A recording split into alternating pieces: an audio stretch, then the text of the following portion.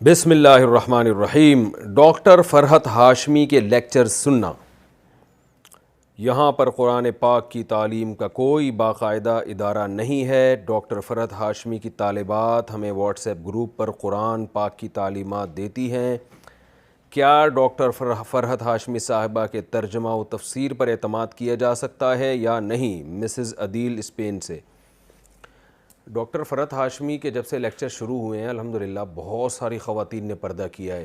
میں ذاتی طور پہ جانتا ہوں بہت ساری خواتین قرآن سے دلچسپی پیدا ہوئی ہے اور آگے انہوں نے قرآن کی تعلیمات کو عام کیا ہے۔ یہ فائدے بہت ہیں، تو اس لیے سنیں آپ ضرور، انشاءاللہ اللہ نے چاہا تو فائدہ ہوگا۔ اب تک کوئی ہمیں ایسی تفسیر پر کوئی چیز نظر نہیں آئی جو شریعت کے خلاف ہو، لیکن یہ بات ضرور ہے کہ مسائل جو ہے نا، فقہی مسائل، وہ ریلائبل مفتی سے پوچھنے چاہیے۔ آج کل مسئلہ یہ ہے کہ جو آدمی واعظ و نصیحت کا کام شروع کرتا ہے یا درس قرآن کا، وہ لوگوں کو مسائل بھی بتانا شروع کر دیتا ہے، چاہے مرد ہو یا عورت ہو۔ یہ ایک چیز معاشرے میں پھیل گئی ہے، تو ہر چیز کے اہل ہوا کرتے ہیں۔ تو جب آپ کو کوئی فتویٰ چاہیے تو پھر اس میں آپ کسی ریلائبل دینی ادارے کے کسی مفتی سے جو پراپر جو فتوے کا کام کر رہے ہوں عرصہ دراز سے، تو ان سے پراپر فتویٰ لینا چاہیے۔ مسائل کے معاملے میں کسی بھی صرف مذہبی اسکالر ہونا کافی نہیں ہے، کوئی بھی ہو، فرحت ہاشمی کی بات نہیں کر رہا، کوئی بھی ہو، تو صرف اسکالر ہونا کافی نہیں ہے۔ وہ اکثر ہم نے دیکھا ہے لوگ اس میں غلطی کرتے ہیں۔ ایک مشہور اسکالر ہیں، درس قرآن دیتے تھے، وہ ایک صاحب مجھے ملے اور کہنے لگے قسطوں کا کاروبار کیسا ہے؟ میں نے کہا جائز ہے بالکل، ایک چیز کیش پہ مہنگی ہوتی ہے اور ادھار پہ کیش پہ سستی ہوتی ہے، ادھار پہ مہنگی ہوتی ہے۔ انہوں نے کسی اسکالر کا نام لیا کہ وہ تو بڑا اچھا درس قرآن دیتے ہیں، انہوں نے کہا یہ بالکل ناجائز ہے۔ تو میں نے کہا نہیں، ایسا نہیں ہے، وہ اسکالر تھے اپنی جگہ، درس قرآن بھی اچھا دیتے تھے، مسائل کا علم نہیں ہوتا، ہر چیز کے ایک اہل ہوا کرتے ہیں۔ تو یہ جو قرآن مجید میں آتا ہے احل اللہ البیع وحرم الربا، کہ مشرکین نے کہا کہ انما البیع مثل الربا، جب سود حرام ہوا ہے نا تو مشرکین نے کہا یہ جو بیع ہے، خرید و فروخت، یہ بھی تو سود جیسی ہے۔ تو بعض مفسرین نے لکھا ہے کہ وہ قسطوں کی کاروبار ہی کے بارے میں مشرکین نے اعتراض کیا تھا کہ اگر آپ سود کو حرام دیتے ہیں تو قسطوں پہ بھی تو چیزیں مہنگی بکتی ہیں۔ تو اس کے اللہ نے کیا جواب دیا؟ احل اللہ البیع، بھائی وہ خرید و فروخت کا معاملہ ہو رہا ہے، وہ جائز ہے، اور سود کا معاملہ وہ حرام ہے۔ تو اللہ نے فرق رکھا ان میں، ایک کو حلال قرار دیا، ایک کو حرام قرار دیا۔ تو مسائل کے معاملات میں جو آج کل جو بہت سارے اسکالرز یا درس قرآن دینے والے لوگ ہیں، جب تک وہ ریلائبل مفتی نہ ہو، کسی دینی ادارے سے پراپر فارغ نہ ہو، کسی مفتی کی نگرانی میں فتوے کا کام نہ کیا ہو، اس وقت تک مسائل نہیں پوچھنے چاہیے ان سے، خاص طور پہ جو پیچیدہ مسائل ہیں یا اختلافی مسائل ہیں، ان میں اکثر یہ حضرات غلطی کر جاتے ہیں۔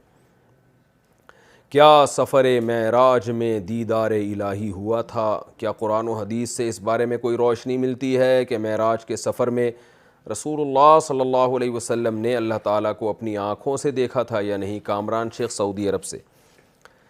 دیکھیں اس پہ دلائل سے تو میں بعد میں کسی وقت ریکارڈ کروا دوں گا پوری تفصیل سے، لیکن اس میں دونوں رائے ہیں علماء کی۔ بعض علماء کہتے ہیں نبی صلی اللہ علیہ وسلم نے اپنی آنکھوں سے دیکھا تھا، بعض کہتے ہیں نہیں دیکھا تھا۔ میری نظر میں جو دوسرے دلائل ہیں وہ زیادہ قوی ہیں، کیونکہ حضرت عائشہ نے بھی نفی کی ہے اس کی۔ نور انا اراہ، خود آپ سے حدیث سے میں ثابت ہے، نبی صلی اللہ علیہ وسلم فرمائے نور تھا، میں کہاں سے دیکھ سکتا تھا؟ اور اس دنیا کی آنکھوں سے تو قرآن مجید میں بھی ہے لا تدرکہ الابصار وہو یدرک الابصار، کہ اس دنیا کی آنکھوں سے اس دنیا میں دیکھنا ممکن نہیں ہے۔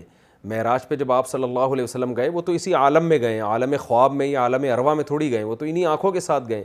بہرحال دوسری طرف بھی دلائل ہیں، لیکن میری رائے میں زیادہ قوی دلائل اس طرف ہیں کہ دیکھنا ثابت نہیں ہے۔ حضرت موسیٰ علیہ السلام نے خواہش ظاہر کی تھی، مگر یہ کہ اللہ تعالیٰ نے پہاڑ پہ تھوڑی سی تجلی ظاہر کی اور موسیٰ کو بتا دیا، کلیم اللہ کو، لن ترانی ہے موسیٰ، تو نہیں دیکھ سکتا مجھے کسی قیمت پہ، لن ترانی کو ہرگز یہ ممکن نہیں ہے۔ تو آخرت میں دیدار ہوگا اللہ تعالیٰ کا اور ہم ان آنکھوں سے دیکھیں گے۔ اس وقت جو اللہ ہمیں آنکھیں دیں گے اس میں اتنی طاقت ہوگی کہ وہ اللہ کے دیدار کو برداشت کر سکیں۔ دنیا کی آنکھوں سے دیکھنا قرآن و سنت سے پتہ چلتا ہے کہ یہ ممکن نہیں ہے، لیکن بہرحال اگر کوئی دوسرا قول بھی اختیار کرتا ہے، اس کی رائے میں وہ زیادہ قوی ہے، تو اس میں گورنمنٹ کی طرف سے کوئی پابندی نہیں ہے۔ ان چیزوں میں ہمیں لڑنا نہیں چاہیے۔ اور یہ بھی ہے کہ میں نے ایک دفعہ پہلے بھی اس پر بیان کیا تھا کہ میں نے جو دلائل دونوں طرف پڑھے ہیں تو میرا اپنا رجحان اسی طرف ہے کہ دیکھنا ثابت نہیں ہے۔ تو بعض لوگوں نے گستاخی کا فتویٰ لگا دیا میرے اوپر کہ ان کو تو پتہ نہیں معاذ اللہ نبی سے کیا، معاذ اللہ ان کو تو نبی سے محبت ہی نہیں ہے، یہ تو نبی کی فضیلت کے ہی قائل نہیں ہیں۔ او بھائی، نبی کی فضیلت جو قرآن و سنت سے صحیح احادیث سے ثابت ہوگی، نبی نے بتایا ہوگا، ہم اس کے قائل ہوں گے نا۔ اگر میری رائے میں کوئی بالکل بے غبار اور واضح حدیث نہیں ہے اس بارے میں، دیدار کے بارے میں، تو اس میں توہین کی کہاں سے بات آ گئی؟ ہم نبی کی فضیلت کے قائل ہیں، سب سے بڑی فضیلت آپ کی، آپ اللہ کے پیغمبر ہیں، آپ اللہ کے رسول ہیں، آپ اللہ کے سفیر ہیں، اور ایسے سفیر کہ آپ صلی اللہ علیہ وسلم نے فرمایا لو کان موسیٰ حیا لما وسعہ الا اتباعی، آج موسیٰ بھی زندہ ہو جائیں تو مجھے فالو کیے بغیر نجات نہیں ہو سکتی ہے۔ کتنی بڑی فضیلت ہے۔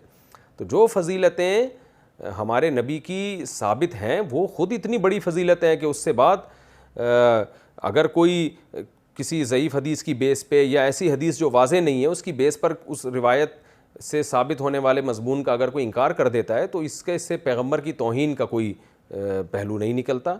اس لیے ہمیں رسول اللہ صلی اللہ علیہ وسلم سے محبت ہے، آپ سرور کائنات ہیں، آپ سید الانبیاء ہیں، آپ تمام پیغمبروں میں سب سے افضل ہیں، اور سب سے بڑی بات بعد از خدا بزرگ توئی قصہ مختصر، اللہ کے بعد اس کائنات میں سب سے بڑا مقام اگر کسی کا ہے تو